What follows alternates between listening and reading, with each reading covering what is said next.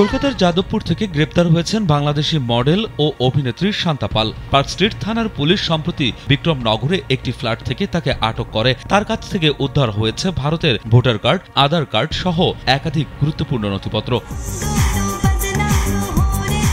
কলকাতা পুলিশের গোয়েন্দা প্রধান রূপেশ কুমার ভারতীয় গণমাধ্যমে জানিয়েছেন, শান্তার বিরুদ্ধে নথিপত্র জালিয়াতির অভিযোগ তদন্তাধীন। পুলিশ খতিয়ে দেখছে কিভাবে তিনি ভারতীয় নাগরিকত্বের এসব প্রমাণপত্র সংগ্রহ করলেন এবং সেগুলো আসল না নকল তাও যাচাই করা হচ্ছে। পুলিশ সূত্রে জানা গেছে, শান্তা 2023 সাল থেকে যাদবপুরের বিজয়গড়ে একটি ফ্ল্যাটে ভাড়াটে হিসেবে ছিলেন। তবে বিভিন্ন জায়গায় ভিন্ন ঠিকানা ব্যবহার করতেন তিনি। এমনকি সম্প্রতি ঠাকুরপুকুর থানায় প্রতারণার অভিযোগ দায়ের করার সময়ও ভিন্ন ঠিকানা দেন তিনি, যা পুলিশের সন্দেহ বাড়িয়ে দেয়।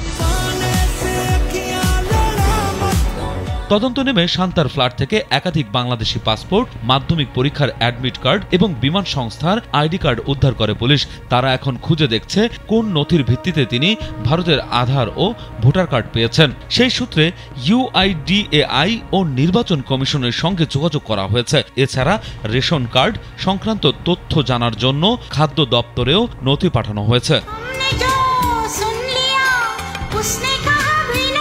মডেলিং ও অভিনয়ের মাধ্যমে শান্তার কর্মজীবন শুরু। বাংলাদেশের দুটি নামী প্রতিষ্ঠানের হয়ে কাজ করেছেন তিনি। অংশ নিয়েছেন একাধিক বিউটি কন্টেস্টে। জানা যায়, ব্যাচেলর ইন ট্রিপ সিনেমার মাধ্যমে বড় পর্দায় অভিষেক হয়। এছাড়াও তামিল ছবি ইয়ারা লাভাতেও কাজ করেছেন বলে জানা গেছে, যেখানে পরিচালনায় ছিলেন বিশ্বনাথ রাও।